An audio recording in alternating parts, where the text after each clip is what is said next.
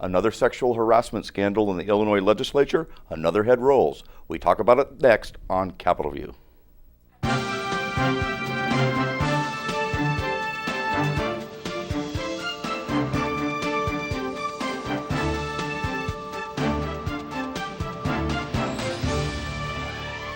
Welcome to Capitol View, the weekly program on Illinois politics and government and how it might just affect you.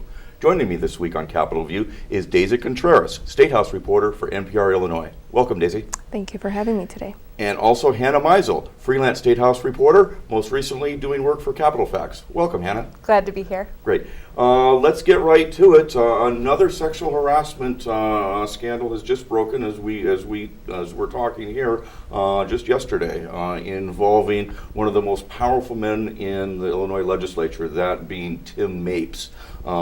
This is the fourth or fifth, I think, scandal to erupt, or person who's come forward, or in one case anonymously, but heads have rolled. There have been repercussions, but some folks say it's not enough. This latest allegation, this is by Sherry Garrett. She came across as very believable. I mean, what's your sense of this, Hannah? Is anybody saying, nah, she's making this up? I don't think that there's anyone saying that. Mm-hmm. I think that at her news conference this week, she gave her allegations. She alleged that Tim Mapes had, in previous times past, made suggestive comments toward her and fellow staff members. Mm-hmm. And also, at least one time, she came to Tim Mapes to basically say, hey, a legislator, Ken Duncan, who mm-hmm. Has had his own run-ins with that sort of thing in the past, alleged that Ken Duncan had been harassing her, and a fellow staffer allegedly he said, you know, I want to take both of you home and see who can be the naughtiest. So allegedly, Ms. Garrett, she had told Tim Mapes about this incident, and he said, well, basically, it'll blow over, don't worry, and did nothing about it. Mm-hmm. And that was back in 2013. What kind of impresses me about what Ms. Garrett had to say is that this wasn't oftentimes just an exchange between herself and Mr. Mapes. This took place in front of witnesses. She was talking about other colleagues were present. Does that add another dimension to this, that this isn't just he said, she said, it's he said this to us? Yeah, I mean, there's definitely that aspect where there are a lot of people that haven't come out with their allegations, and Ms. Garrett even said, you know, a lot of people here are very scared of coming out, and I hope that, you know, me coming out gives them that that sense of, you know, somebody standing behind me, and something will be done. Yeah.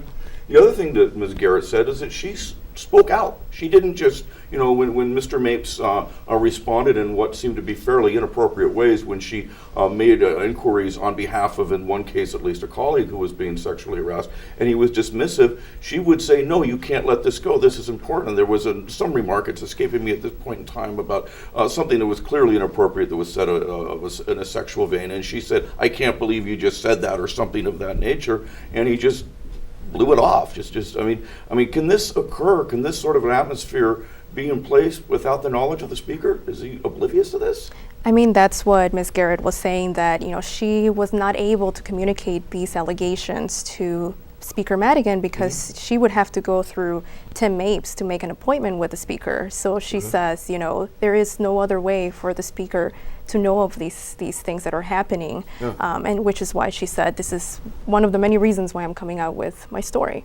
The speaker out of touch here? I mean, clearly, it seems to me that he bumbled the accusation that had perhaps the most direct bearing on him, and that was when Elena Hampton came forward to the Chicago Tribune after contacting Madigan, sending a letter saying, I am being harassed by one of your aides, Kevin Quinn. Here are the text messages to prove it. And months happened and months passed and nothing happened. Is the speaker just clueless? Is he out of touch? Is he? I mean, how much of the problem is he? I don't think that anyone would accuse Speaker Madigan of being clueless. Tim Mapes was his very close confidant for years and years, being both his chief of staff and the House clerk, and, you know, very high up in the Democratic Party of Illinois, with, you know, for which the speaker is also the president of. So no one is going to accuse the speaker of being ignorant. Willful ignorant, sure. Okay. But there is going to come a day pretty soon, I'm sure, that he's not going to have very many other people to throw under the bus. Already, I mean, he asked Tim Mapes to resign. He, last week, Lou Lang, after he was a very high-ranking member of the Democratic Party, state rep, Sure. Lou Lang from Skokie, he, after a woman came forward and alleged that he Marianne Lonecart. had sexually harassed her and harassed her in other ways. He was forced to give up his leadership positions, 3 of them. I mean, he hasn't yet resigned from the House. Yeah, he says he's going to run for re-election this yeah. fall. He's not. Right, We right. shall see. But, the others, there's not going to be very many people more to throw under the bus, because if you throw the closest person to you under the bus, Yeah. claiming ignorance of it, then you don't have much of a shield left, do you? Well, if he's not clueless, is he culpable in some way? I mean, nobody has said that Speaker Madigan himself has been harassing folks, just that he has allowed an environment to develop where that sort of thing is tolerated and allowed. How culpable is the Speaker on this? I mean, no one has really set out, and said Speaker Madigan has sexually harassed anyone, but people have come out and said he has the power to bully people, and that's what Representative Kelly Cassidy came out with a few weeks ago, saying that Speaker Madigan's office, his office, he oversees an office that could be very toxic and retaliate against those who don't agree with what the Speaker says. Sure, and she so, I mean, there's criticized, that. yeah, and right. as I recall, she criticized the process that's supposed to be used to do this. Right. What do you do about that? I mean, should that be investigated on any level here? Well, it's going to be. Okay. I mean, people have already questioned the process, but the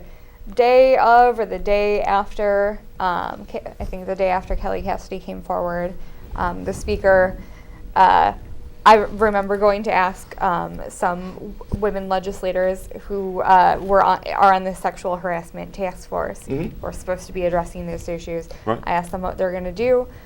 Senator Melinda Bush, a Democrat from Grays Lake, said, well, we're going to call on this afternoon, we're going to call on the Legislative Inspector General to investigate.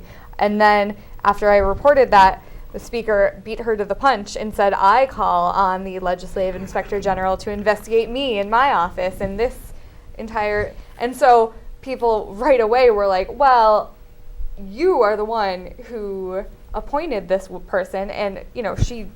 Obviously, it has no bearing on her abilities, but if the process looks tainted, then our people aren't going to feel like justice has been served. Well, let's talk about the Legislative Inspector General for a second then. I mean, the allegation or the contention or the feeling that the process is rigged or might be tainted, or at the very least might be ineffective. I mean, this goes back years. And the last Legislative Inspector General, who served on a full-time basis, was very critical of the process, saying it was ineffective. This was about the time that the Metro report came out on the Clout report, which nobody has seen. It's under wraps, and that is now a topic of litigation apparently up in Chicago. There's another lawsuit that's a topic of litigation up in Chicago having to do with sham candidates of Hispanic descent being put on the ballot in Madigan's district to help protect the Speaker's re-election process. Who's representing the Speaker in these lawsuits? Hinshaw Culbertson, and that's the firm that was chosen to be the last Inspector General on a temporary basis, the managing partner, Bill Roberts. And he served for a number of months and said, I'm not sure I really want to do this anymore, which might have been one of the smarter moves that somebody's made in recent years. So I guess a long-winded way of, you have that kind of a history here. Folks saying, before sexual harassment ever came up, the process is ineffective and it doesn't work. A case in which a lawyer who was the Inspector General on a temporary basis now is the lawyer for the Speaker in litigation up in Cook County. The underlying thing, I guess, is, are there real prospects for things to be reformed, for this process to actually be changed? Can this be a catalyst for improving that process? Well, actually, a package of ethics reforms passed on the last day of session. Okay. I think it was the last day.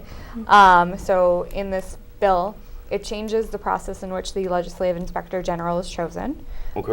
Instead of just being appointed by the Speaker, the person will now, or I think how the process goes is each of the 4 of heads of the caucuses will submit names of former judges or prosecutors. They serve on a search committee. The search committee interviews applicants who come forward of their own volition saying, like, yes, I want this job.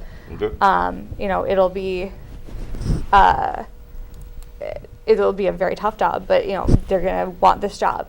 And then after the search committee goes through the applicants, they will submit 3 names, and then 1 name will be put forward to the General Assembly, and the General Assembly will vote. The other change that comes in this bill is that sexual harassment cases that are brought to the Legislative Inspector General and are filed, they will no longer have to go to the Legislative Ethics Commission first. The Legislative Ethics Commission is an 8-member body of legislators, usually pretty high-ranking in either party. And so a lot of people want all cases to be like that because, for example, Lou Lang, up until last week, up until he resigned that post, he was on the Legislative Ethics Commission, meaning that if Ms. Longcar, Marianne Longcar, who accused him last week, had filed a complaint, then he would be the one judging himself. He's a gatekeeper. I mean, why do we have the Legislative Ethics Committee that acts as a gatekeeper? I mean, I think that you can make a reasonable argument that these are hens and chicken houses and foxes and all that stuff rolled into one. What's the argument for having a Legislative Ethics Commission that looks at this stuff on the front end as opposed to folks being able to go to whomever is supposed to investigate this stuff and say, hey, I've got something confidential I want to talk about. You've got no. Why even have this commission? I was told, and there could be other reasons going back decades, that I don't know about, but I was told that when the Legislative Inspector General position was first envisioned, it's never been a full-time position. Obviously working on changing that possibly, but never been a full-time position because they didn't want the LIG going rogue, doing investigations.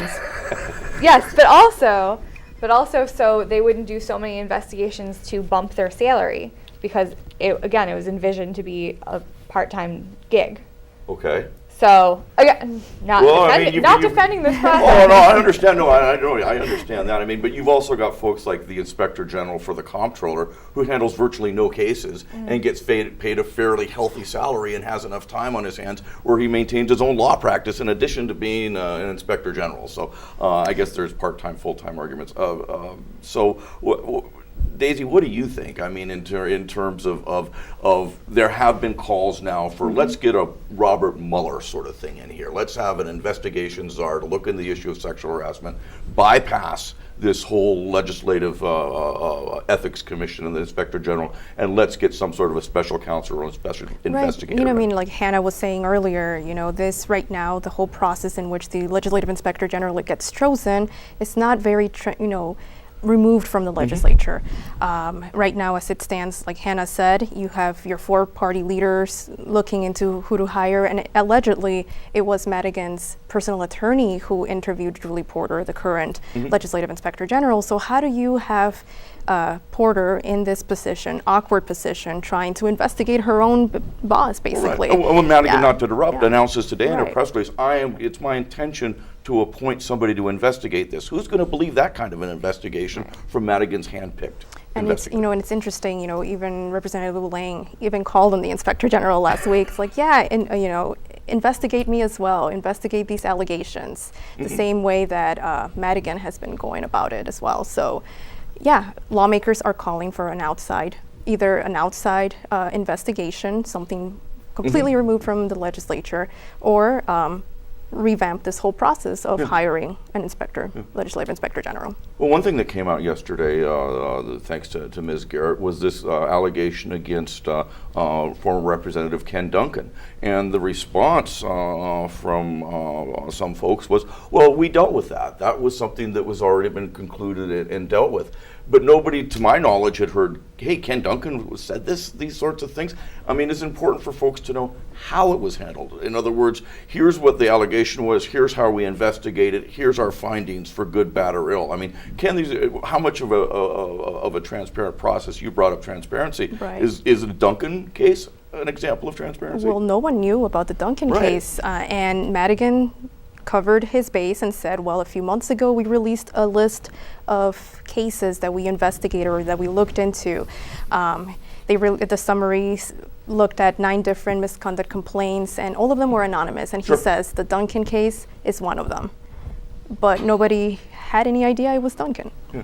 I mean, what devil's advocate here? Why not name names in terms of if it's particularly if you're an elected official? I mean, folks are going to understand politics. There's going to be false allegations that are thrown around. I think folks understand that.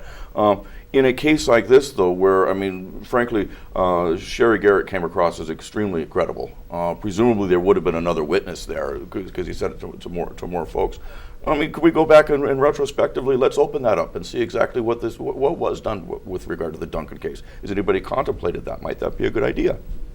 I think it would be. I mean, a lot of people would say it's a good idea for names to come out of these, misconduct complaints. Even this morning, Duncan was asked, what do you think about this? You showed up to work regardless of, everything that's been going on. Governor Rauner asked you yesterday to please resign from your post. Right. And he's still there. He showed up for his first meeting this morning, and he said all of these allegations are baseless. There's 100% 100% baseless, Yeah. exactly. So without these names from this misconduct, the 9 misconduct complaints that came out, we don't know. Yeah. Well, let's talk about all the Republicans that have gotten caught up in this. There would be how many? 0 so far. 0 so far, exactly right, so far.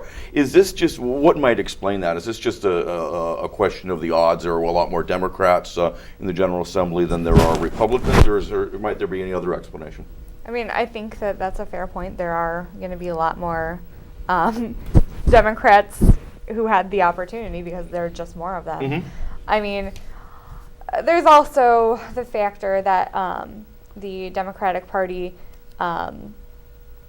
it's just been so grossly powerful in Illinois. Mm-hmm. And I think Elena Hampton, a young woman coming forward in February she is the antithesis of what the Democratic Party of Illinois is. Mm-hmm. A lot of people would say, well, she's the future of the Democratic Party overall. But in Illinois, it's definitely been older white men, anyone who is in the inner circle of Madigan who's controlling the process.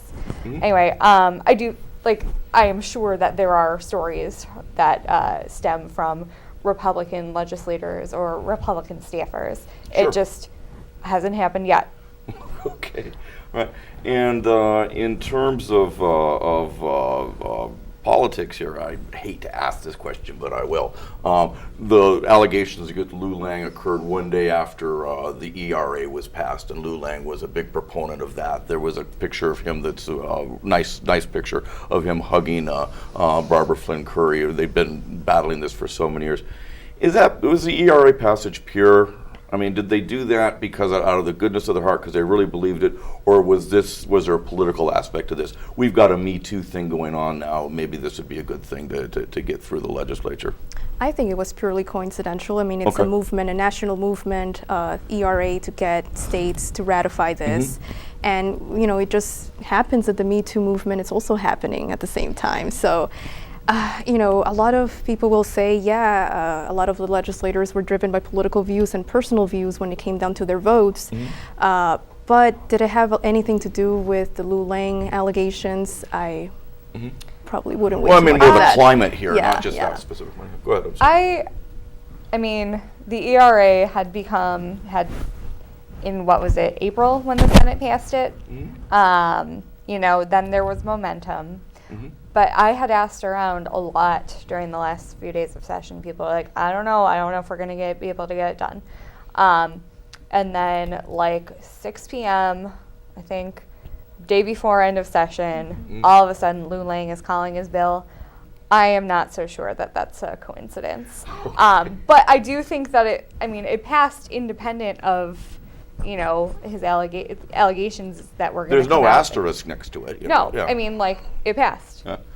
And it passed with Republican votes. Mm-hmm. So, And I mean, and I would say as well that, the ERA, I think a lot of people would say and argue that right now it's what's most important. It's important because of these harassment allegations that are coming out and these power dynamics in state government and at the workplace. Yeah.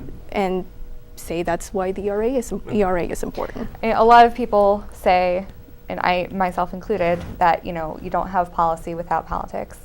But policy is going to outlive a lot of people, outlive their natural lives, outlive their careers. I mean, we talk a lot about Rod Blagojevich's, everlasting shadow on the state of Illinois, not just because he was locked up, but because of the pension deals he made, because Sure. of the debt that he saddled the state with. Mhm. So, I mean, you can view the ERA's passage as a good thing, as a bad thing, whatever, but it happened, and now whatever happens to Lulang, it will outlive him. Sure. I mean, regardless of what the catalyst may or may not have been. There have been some columnists that I was reading this morning about some speculation that, this Me Too movement, is this going to really swallow Mike Madigan? Could this be the end of his career as speaker? Is it that serious, do you think?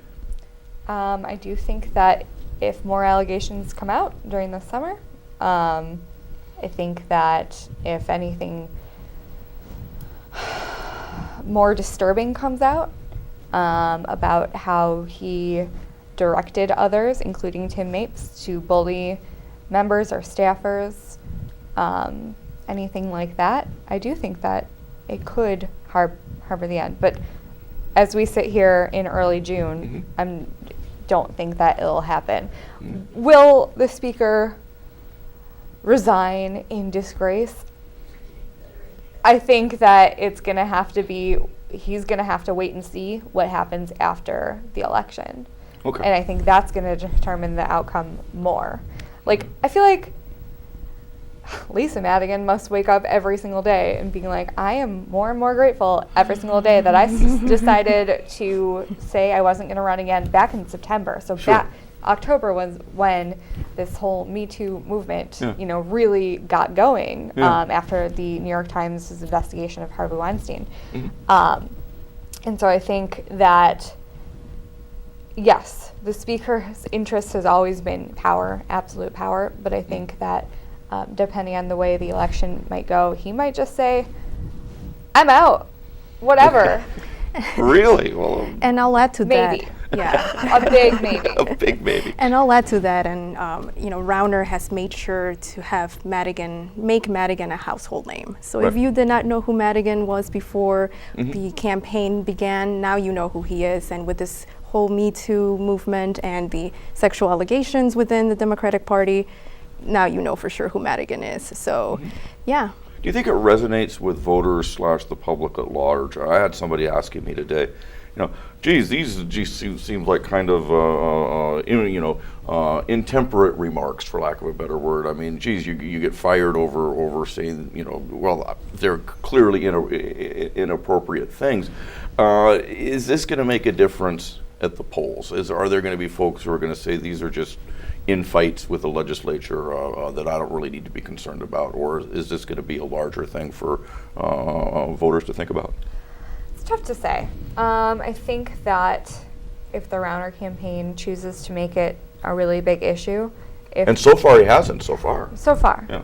I wouldn't put it past the campaign. I mean, this is a huge We're source just of starting. ammo. I mean, like, Yeah. they would also have to do their own opposition research on their own Sure. party apparatus and make sure that their legislators are basically clean. But, I think it depends. And then Pritzker also has to do a dance of distancing himself from Madigan. At the same time, he has pledged a ton of money to go toward this Blue Wave Illinois thing. And he has to do a very special dance around the Madigan issue. I mean, yesterday, so we filmed Thursday, on Wednesday he called for Mapes to Oh, instantly. He was one of the first ones. We need to get this guy out They of here. did revise their statement to say, like, if these allegations, are true, but then doesn't matter now because Tim Mapes is gone. So. Sure, and I kind of contrasted that at different issues and different folks, but he was slow, if at all, Pritzker, to distance himself from the Cook County assessor, given the scandals up there, and so this one was. Is there any kind of does that indicate any kind of progression in Pritzker's thinking when it comes to I don't need this albatross / ally of Madigan on my side here, at least publicly. I need to make some distance here. Yeah, I think he learned his lesson from the winter when he had to be asked like 10, 12 times, and then everyone started remarking that he never said Madigan's name. Also, as screwed up as the tax assessment racket is, I think it's sexual harassment is a little bit more visceral. Okay. Everyone can relate to that. Okay. As opposed to tearing the toilets out of your mansion and getting it. It's weird. I can't relate to that. Can you? Not really, no. Poor JP living without indoor plumbing. That's got to be a terrible thing. We've got 1 minute left, so let's pivot very quickly. More than sexual harassment isn't happening. Let's talk about marijuana here just for the 1 minute we've got left. Some bills passed. Daisy, let's talk about those. Yeah, one of them actually would use medical cannabis instead of opioids to treat illnesses, and currently far beyond what's under the state's current medical marijuana program. So that would be good for a lot of people. Okay. And the other thing that I thought was interesting is an elimination of the requirement that folks to get medical marijuana cards had to undergo criminal background checks and be fingerprinted, which is very much an outlier of a requirement compared to what other states. Might that harbor any increase in the number of folks who are going to get medical marijuana cards now that it's simpler? You don't have to do that. It definitely streamlines the process for them, so that that's a good thing. And some people said that on the other side, that many thought this was a way to get medical marijuana dispensaries more money, but sure. And of course, it would have to be signed by the governor. The governor, right, although supported the elimination of the card requirements, and we'd love to talk about it more, but we are out of time. And so, thanks for joining us, and we'll see you next week on Capitol View.